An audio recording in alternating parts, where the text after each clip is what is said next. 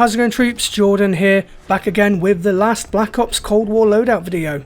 In today's loadout, we're heading back in time to 1980s Afghanistan as we take the country back from hostile Soviet forces. Make sure you give this video a thumbs up and hit subscribe, and let's jump right in. With this Mujahideen loadout, we're going to be playing as a rebel fighter in Afghanistan, using our military knowledge and funding support to fight the Soviets back out of the country. Because we'll be building this class setup around the Mujahideen, and we're going to be pushing forward to knock the enemies back, our playstyle for this loadout is going to be aggressive. And as we're sacrificing our in-game performance to recreate an authentic Mujahideen loadout, I've labelled today's loadout difficulty as moderate. Starting off with our primary weapon, we're going to choose the AK-47. The AK-47 is a weapon that has been long associated with the Mujahideen, and we can see in photographs and footage just how popular this weapon was. This band of rebels acquired hundreds of Kalashnikov rifles, including AKMs and AK-47s, either from their funders like the US and Saudi Arabia, or from captured weapon caches left behind by the Soviets and former Afghan military. So to replicate a Mujahideen setup in game, we'll select the AK-47 for our primary weapon. We're not going to go in bare bones with the AK-47 though, so let's take a look now at some attachments that we're going to be equipping. For our first attachment, we're going to choose the 20-inch Spetsnaz RPK barrel. This extended barrel not only has that cool RPK look with the bipod folded up, but will also better our effective damage range when in combat, and increases that bullet velocity out to longer ranges. Our second attachment is going to be the patrol grip. This attachment is going to reference those patrols the Afghan Mujahideen carried out, and in-game gives us an increase of 6% in sprint speed. For our third attachment, we're going to go with a 40-round mag. I was debating on whether to go with a 40-round mag in this attachment slot, or to go with the bigger mag size of the Bakelite 50 round, but given the weird wooden look of the Bakelite mag, it doesn't really fit into the photographs of the Mujahideen fighters wielding their AKs, so instead I went with the 40-round mag. This extended mag will let us secure an extra kill before needing to reload, without sacrificing that typical black aesthetic that the AK-47 magazine has. And for our fourth and final attachment, we're going to equip the GRU Elastic Wrap. The GRU Elastic Wrap provides us with a faster ADS time that will let us snap onto the Soviet soldiers without hesitation. Not only that, but this cool grip wrap greatly increases our resistance to flinch, so we can stay on target when the bad guys take a shot at us. But wait, there's more. With this wrap, we can also drop to prone while remaining in ADS, and this part we can reference to the Mujahideen fighters in the mountains, needing to drop to prone to blend in with their surroundings, so that's why we're going to choose this attachment. So now that we've discussed our primary weapon configuration, it's time to move on to our secondary weapon of choice for this loadout. For our secondary weapon, we're going to choose the RPG-7. The RPG was again another weapon associated with the Mujahideen, and this was also due to the sheer number of them captured from weapon caches held by the DRA and the Soviets, and from outside resources like the United States. So we'll go with the RPG-7 for our secondary weapon. There's no attachments available for the RPG-7, so let's move on now to our wildcard and perk setup. For this loadout, we're going to be choosing our perks from across the tiers, so for our wildcard, we're going to select Lawbreaker. So starting with our first two perks, we're going to choose both Scavenger and Quartermaster from tier 2.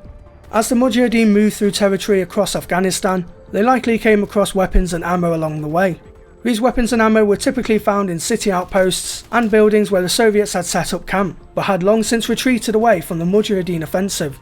Most of the ammo types the Soviets used were exactly the same ones used by Mujahideen fighters, and this meant the Mujahideen could reuse a lot of these bullets and magazines with their own AK weapons. So we can go with Scavenger to replicate this. With regards to our second perk, Quartermaster, this perk goes hand in hand with Scavenger. Where Scavenger can replenish our ammunition off of dead corpses, Quartermaster lets us restock our lethal and tactical equipment, which for this class setup will provide us with a constant supply of smoke cover and C4 explosives. And then for our final perk, we're going to select Cold-Blooded from tier 3. One advantage the Mujahideen had over the DRA and other Soviet forces was that this rebel group knew the land like the back of their hand. The Mujahideen were made up of regular Afghan citizens and former Afghan military personnel, which meant they only really lived their lives inside the country of Afghanistan. And it's because of this that they knew their surroundings and adapted to living in the harsh terrain, making it difficult for the Soviets to locate their enemy and go on the attack. So to reference this fact, we'll equip the Cold-Blooded perk in our final slot, which is going to keep us ice cold on hostile thermal scopes and enemy AI score streaks. Moving on now to our equipment and field upgrade, and for our lethal equipment, like I just mentioned, we're going to choose C4. Explosives and bombs were a specialty of the Mujahideen, which helped to kill many Soviet troops and send a message in retaliation to their invasion of Afghanistan. So in our lethal slot, we'll make use of the C4 for this reason. As for our tactical equipment, we're going to go with a smoke grenade. There's nothing really in the list of tacticals that can really be used with regards to making a Mujahideen class setup, so we'll just go with a smoke grenade and pop up some temporary cover to block the enemy's line of sight. And lastly, for our field upgrade, we're choosing the proximity mine. Landmines and IEDs were fairly new during this time period and were scarce when compared to Afghanistan today. The Mujahideen however used landmines to their advantage by planting them under roads to disable Soviet tanks and blow up infantry vehicles moving across the hot landscape. So to reference this, we'll equip ourselves with the proximity mine for our field upgrade. So now that we've talked about our equipment and field upgrade, it's time to finish off this loadout with our score streak selection. For our first score streak, we're going to choose the RCXD. The RCXD mimics those car bombs used by the Mujahideen during that time. And I guess we can also use the RC car as reference to those suicide bombers who drove up to their target before detonating the explosives and wreaking havoc among the Soviet presence in the streets. For our second score streak, we're going to go with armour. As the Mujahideen captured towns and cities throughout the war, they wouldn't have just picked up left behind weapons and ammunition, they would have also scoured around for pieces of equipment and flak armour. So we can make use of the armour score streak in Cold War and act like it's something we've found in our building searches. And for our third and final score streak, we're going to choose the care package. The care package is going to reference the foreign aid, funds and support the Mujahideen received from allies like the United States, Pakistan and Iran, since that played a big part in the Mujahideen victory of the Soviet-Afghan war. Calling a care package in game isn't going to fund us with money or guns, but it will drop off a free score streak at random for us to call in and aid in us winning the fight.